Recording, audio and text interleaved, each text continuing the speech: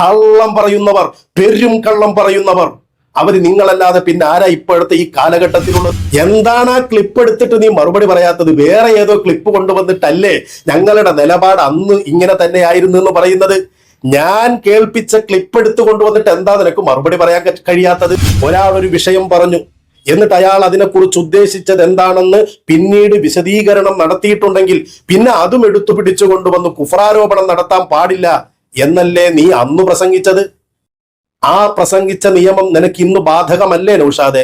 എന്നിട്ടോ ഇപ്പൊ ഈ പുതിയ നിലപാടുണ്ടല്ലോ, മടവൂരാണ് പടച്ചോൻ എന്ന് പറയുന്നതിന് ഒരു പ്രശ്നവുമില്ല എന്ന നിലപാട്, ആ നിലപാട് ഇവരെടുക്കാനുള്ളതിന്റെ കാരണം എന്താണ്? പേരോട് ഉസ്താദ് ആ പാട്ടിനെ എതിർത്തു. കൃത്യമായി മനസ്സിലാക്കണം. ഓഗസ്റ്റ് 13 പാട്ടിറങ്ങുന്നു, ഓഗസ്റ്റ് 17 പേരോട് ഉസ്താദ് അതിനെ എതിർക്കുന്നു. അന്ന് തന്നെ പേരോട് ഉസ്താദിനെ എതിർത്തുകൊണ്ട് ഈ ചങ്ങാതി സംസാരിക്കുന്നു. ഇതിനിടയിൽ വേറൊരു ഡേറ്റ് ഉണ്ട്. മുമ്പേ നിലപാട് പറഞ്ഞു എന്ന ഒരു ഡേറ്റ് ഉണ്ടല്ലോ, ആ ഡേറ്റ് എന്താണെന്ന് ഞാൻ കാണിച്ചു തരാം. കുറച്ചും കൂടി നിങ്ങൾ ക്ഷമിക്ക്.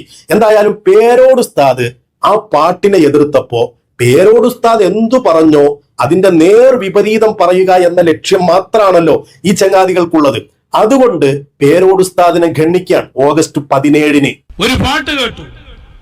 അല്ലാഹ് മടവൂരാണ് പടച്ചോൻ എന്നാണ് പറയുന്നത്. അങ്ങനെ വിശ്വസിച്ചാൽ അവൻ കാഫിറായി, അങ്ങനെ പാടിയാൽ കാഫിറായി. പിന്നെ ഭാര്യ അവന് ഹലാലല്ല, പള്ളിപ്പറമ്പിൽ മറവ് ചെയ്യാൻ പറ്റൂല. എന്താ ഒരു ഉലമാഇന്റെ ബാധ്യത? വലിയ ആലിമിൻ നുഖ്റ അലാമാത്തുൻ തുറ. ഞാൻ അതുക്കിയ കഴിഞ്ഞ പ്രസംഗത്തിൽ പാടിത്തന്നില്ല. ഉഖ്റവിയായ ആലിമാണെങ്കിൽ അവന് ചില അടയാളങ്ങളുണ്ട്. ഫത്വ എന്ന് പറയുന്ന സംഭവം അത് കണ്ണും മൂക്കൊന്നുമില്ലാതെ അങ്ങോട്ട് ഫത്വ കൊടുക്കലാണ്. എന്താണ് ഇവിടെ വിഷയം? ഒരാളൊരു വാദം വാദിച്ചാൽ ആ വാദത്തിന് അല്ലെങ്കിൽ അവരുടെ ആ വാക്കിന് 100 അർത്ഥമുണ്ട് എന്ന് സങ്കല്പിക്കുക. ആ 100ൽ 99 തെറ്റാണെങ്കിൽ, 1 ശരിയാണെങ്കിൽ കുഫറിലേക്ക് ചേർക്കാതിരിക്കണം എന്നതല്ലേ മസ്അല? നിനക്ക് ഈ മസ്അലയൊക്കെ അറിയാമായിരുന്നോ? അങ്ങനെയാണെങ്കിൽ ഞാൻ നിന്നോടൊന്ന് ചോദിക്കട്ടെ, നീ എത്ര കാലമായി പേരോട് ഉസ്താദ് തിരുനബി സല്ലല്ലാഹു അലൈഹി വസല്ലമ തങ്ങളെ കുഴഞ്ഞു കിടക്കുന്ന വാപ്പയോട് ഉപമിച്ചു എന്ന് പറയുന്നത്? എത്ര കാലമായി? ഞാൻ അതിനെക്കുറിച്ച് നിന്നോട് മുസബ്ബഹും മുസബ്ബഹു ബിഹിയും വജ്ഹു ശബഹും ഒക്കെ പറഞ്ഞല്ലോ. പിന്നെ എന്താ നീ മിണ്ടാത്തത്? കഴിഞ്ഞ വീഡിയോയിലും ഞാൻ പറഞ്ഞു, എന്താ നീ വാതുറക്കാത്തത്?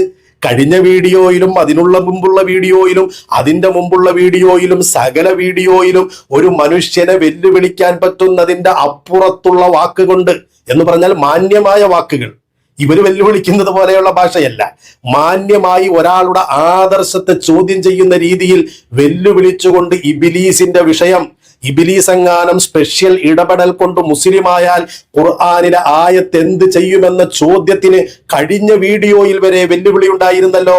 നീ എന്തെങ്കിലും മിണ്ടിയോ? എന്തെങ്കിലും അതിനെക്കുറിച്ച് പറഞ്ഞു? ഒരക്ഷരം മിണ്ടുന്നില്ല സാധു.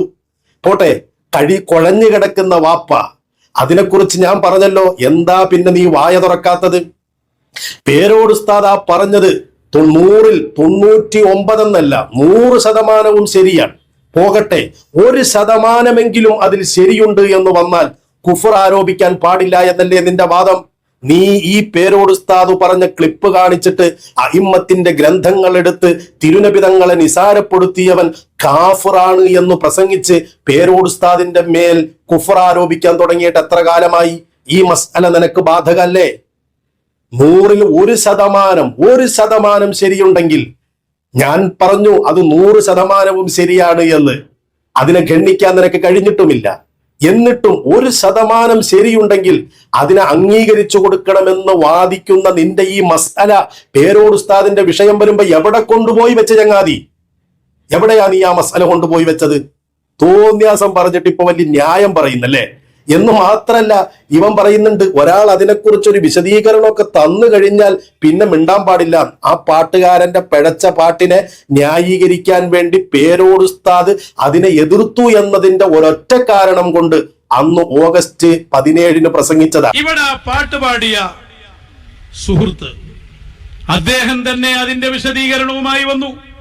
ഞങ്ങളെ നിലപാടൊക്കെ ഞാൻ പറഞ്ഞിട്ടുണ്ട്, അതിന് ശേഷം പറയാം. അദ്ദേഹം വന്നിട്ട് വിശദീകരിച്ചു. ഞാൻ ഉദ്ദേശിച്ചത് മടവൂർ പടച്ചോനാണ് എന്നല്ല, അങ്ങനെ ഉദ്ദേശിക്കുകയുമില്ല. മറിച്ചതൊരു ആലങ്കാരിക പ്രയോഗമാണ്.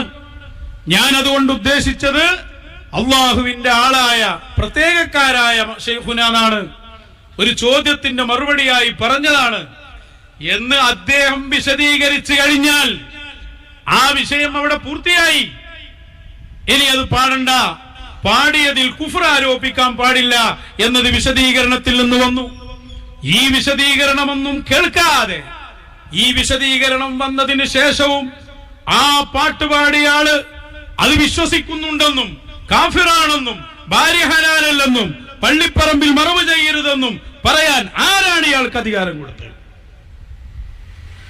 കുഫ്രിയത്ത് ആരോപിച്ച് ആളുകളെ വട്ടം കറക്കാനാണോ തീരുമാനം? വേറൊരാൾ വന്നിന്നല്ലോ ഇടക്കാലത്ത് അത്രയും കൃത്യമായിട്ട് അന്ന് പറഞ്ഞു കൊടുത്തു. അതെ അതെ, കൃത്യമായി പറഞ്ഞു. അതിലേക്ക് ഞാൻ വരുന്നുണ്ട്. അതിനു മുമ്പ് ഈ പറഞ്ഞതിനെ കുറിച്ച് ഞാനൊന്ന് ചോദിക്കട്ടെ.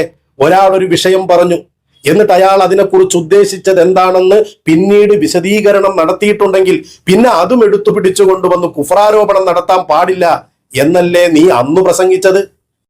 ആ പ്രസംഗിച്ച നിയമം നിനക്ക് ഇന്ന് ബാധകമല്ലേ നൗഷാദെ? എത്ര കാലമായി ബഹുമാനപ്പെട്ട പേരോട് ഉസ്താദിന്റെ പേരിൽ നിഴൽവാദി എന്ന് പറഞ്ഞുകൊണ്ട് ഉസ്താദിനെ നീ ആക്ഷേപിക്കുന്നു?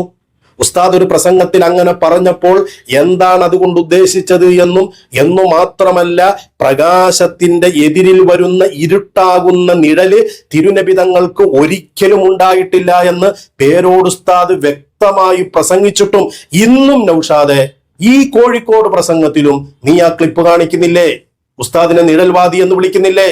ഉസ്താദ് കൃത്യമായി പറഞ്ഞല്ലോ, തിരുനബി സല്ലല്ലാഹു അലൈഹി വസല്ലമ തങ്ങൾക്ക് പ്രകാശത്തിന്റെ എതിരിൽ വരുന്ന ഇരുട്ടാകുന്ന ഉൽമാനിയത്തായ നിഴൽ ഉണ്ടാവുകയില്ല, ഉണ്ടായിട്ടില്ല എന്ന് ഉസ്താദ് പ്രസംഗിച്ചിട്ടില്ലേ?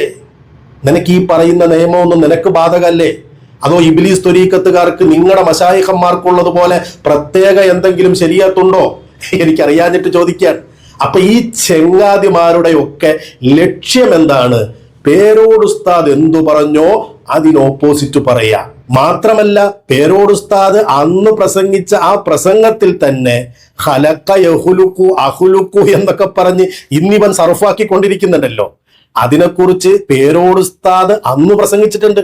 സത്യത്തിൽ അത് കേട്ടിട്ടാണ് ഈ ചെങ്ങാതി ഇതിൽ ഇങ്ങനൊരു വകുപ്പുണ്ടല്ലേ എന്ന് ചിന്തിച്ചിട്ട് പടച്ചോൻ എന്ന് പറയാം എന്നും പറഞ്ഞ് ഇന്ന് നടക്കുന്നത് പേരോട് ഉസ്താദ് പഠിപ്പിച്ചു കൊടുത്തതാണ്.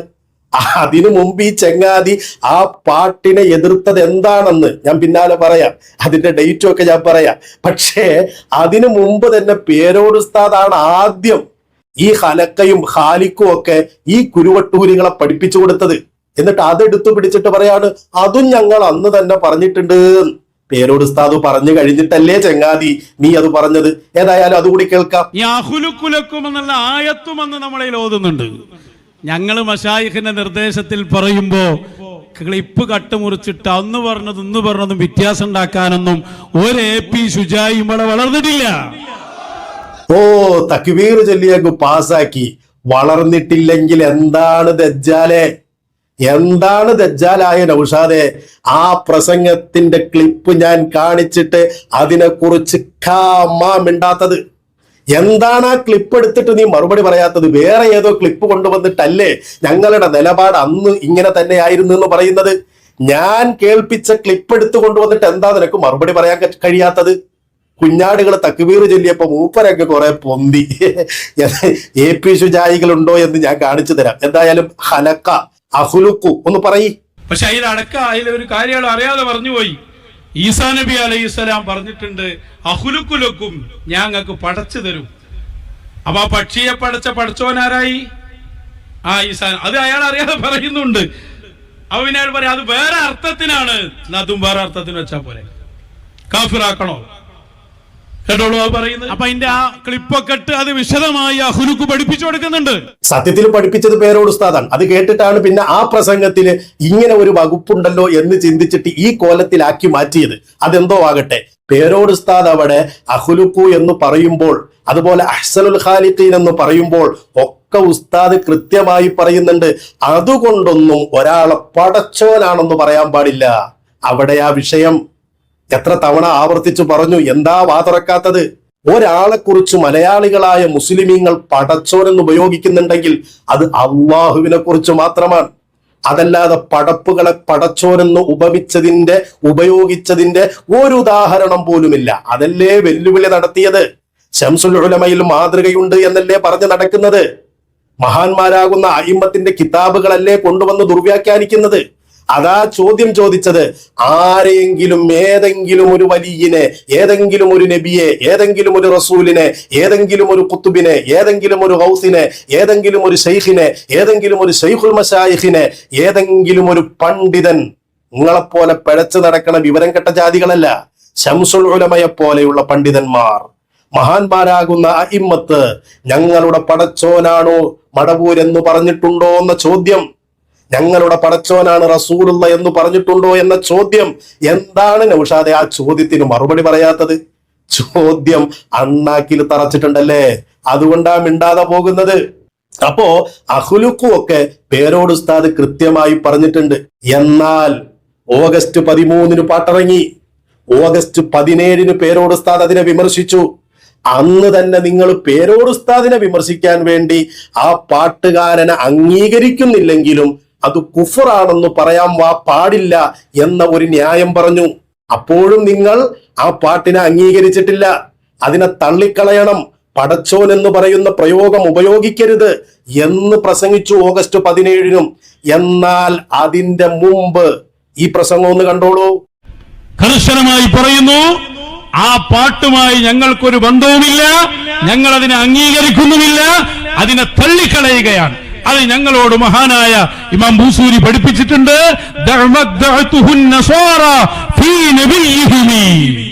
നസ്വാറാക്കൾ അവരുടെ ആ ദൈവത്തെക്കുറിച്ച്, ഈസ നബിയെ കുറിച്ച് പറഞ്ഞതിന് ഞങ്ങൾ ഒഴിവാക്കിയേക്ക്. അതിനോട് സാദൃശ്യം വരുന്ന വാക്കുകൾ പോലും ഞങ്ങൾ പറയില്ല. അതിനോട് സാദൃശ്യം വരുന്ന വാക്കുകൾ പോലും ഞങ്ങൾ പറയില്ല. ഏതിനോട്? ഈസാ നബി അലൈഹിസ്സലാമിനെ കുറിച്ച് നസ്വാറാക്കൾ അവരുടെ ദൈവമാണെന്നും ദൈവപുത്രനാണെന്നും ഒക്കെ വിശ്വസിക്കുന്നുണ്ടല്ലോ. അതിനെ ഒഴിവാക്കണമെന്ന് ഇമാം ബൂസീരി പഠിപ്പിച്ചിട്ടുണ്ടല്ലോ. അതുകൊണ്ട് തന്നെ അതിനോട് സാദൃശ്യമാകുന്ന വാക്കുകൾ പോലും പറയില്ല എന്ന് നീ ഈ പ്രസംഗിച്ചതാ.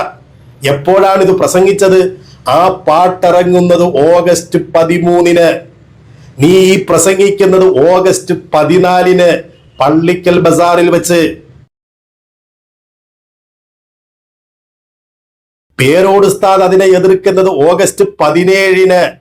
പേരോട് ഉസ്താദ് അതിനെ എതിർത്തു എന്ന ഒറ്റ കാരണം കൊണ്ട് നീ ആ പാട്ടിനെ ന്യായീകരിക്കാൻ ശ്രമം നടത്തുന്നതും ഓഗസ്റ്റ് 17 തന്നെ.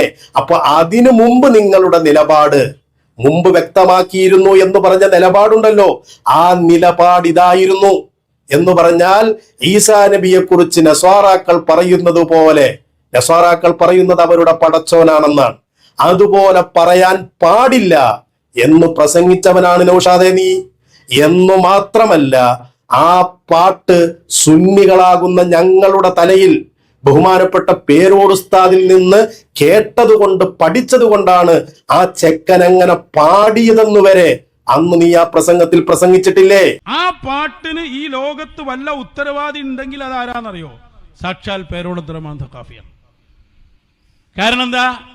അയാൾ ഇവിടെ പഠിപ്പിച്ചതാണ് റബ്ബുൽ മാൽ, റബ്ബുൻ നാഖ, ഒട്ടകത്തിന്റെ പടച്ചോൻ, റബ്ബ് പറഞ്ഞതാണല്ലോ. അതേപോലെ നാക്കത്തിന്റെ റബ്ബ്, ഇതൊക്കെ പറയുന്നത് കുഴപ്പമില്ല. റബ്ബുൽ ആലമീൻ, ലോകർക്ക് മുഴുവനുള്ള അല്ലാഹ് എന്ന് പറയുമ്പോഴാണ് പ്രശ്നം. നിങ്ങളാ പഠിപ്പിച്ച്. അപ്പൊ നിങ്ങൾ ഏതെങ്കിലും ശിഷ്യം മനസ്സിലാക്കിയിട്ടുണ്ടാവും ഞങ്ങളുടെ റബ്ബ് എന്നൊക്കെ പറയാലോ, അല്ലാതെ ലോകം മുഴുവനൊന്നും പറഞ്ഞില്ലല്ലോ. അങ്ങനെ പറഞ്ഞു റബ്ബുൽ ആലമീൻ, ഞങ്ങളെ പഠിച്ചോനെന്ന് ആ പാട്ടിലുള്ളത്. ഞാൻ മനസ്സിലാക്കുന്നത് ഇയാളെ ഈ പ്രസംഗം കേട്ടതാണെന്നാണ്. അയാൾ പറയുന്ന കേട്ടോളൂ, നിങ്ങൾ, ഞാൻ വെറുതെ പറയല്ല. ഇയാളുടെ തത്വമാണ് അതിന്റെ കാരണമെന്നാണ് ഞാൻ മനസ്സിലാക്കുന്നത്. വെച്ചോളൂ. കണ്ടോ, ഇയാളുടെ തത്വമാണ് അതിന് കാരണമെന്നാണ് ഞാൻ മനസ്സിലാക്കുന്നത്.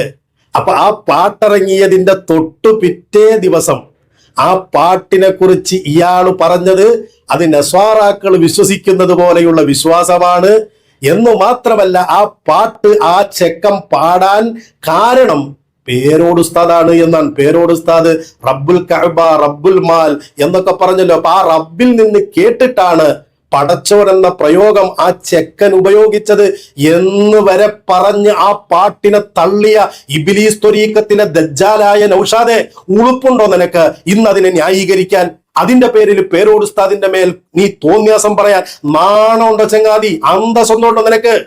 അന്തസ്സുണ്ടെങ്കിലും മറുപടി പറ. ഇത് നീ പ്രസംഗിച്ചതല്ലേ പൊതുസമൂഹത്തിന്റെ മുമ്പിൽ? എന്നിട്ട് ഇപ്പൊ പറയാ അന്നും ഇന്നും എന്നും ഞങ്ങൾക്ക് ഒരൊറ്റ നിലപാടാണ്. വല്ലാത്തൊരു നിലപാടായിപ്പോയി. എന്നിട്ട് ചോദ്യത്തിന് മറുപടിയില്ല. മറുപടി ഉണ്ടേ പറ. നസ്വാറാക്കളാ വിശ്വസിച്ചതുപോലെയുള്ള വിശ്വാസം തൗഹീദാണോ കുഫറാണോ? എന്നാൽ അതേ വാചകമാണ് ഈ ചെക്കൻ ഉപയോഗിച്ചതെന്നും അത് പാടില്ല എന്നും നീ അന്ന് പ്രസംഗിച്ചതാണ്. എന്നിട്ട് ഇപ്പൊ വന്നിട്ട് മടവൂരാണ് പടച്ചോൻ എന്ന് പറയാൻ ഒരു പ്രശ്നവും ഇല്ല എന്ന് പറഞ്ഞ് ന്യായീകരിച്ചാൽ ഞങ്ങൾ മിണ്ടാതിരിക്കണോ? ഇതല്ലേ നിങ്ങളുടെ നിലപാട്? എന്തു പറ്റിപ്പോയി ചങ്ങാതി നിനക്ക്? എന്തു പറ്റിപ്പോയി നിനക്ക്? പേരോട് ഉസ്താദിനോടുള്ള അന്ധമായ വിരോധം നിന്നെ എത്ര അപകടത്തിലാ കൊണ്ടുപോയി ചാടിക്കുന്നത്.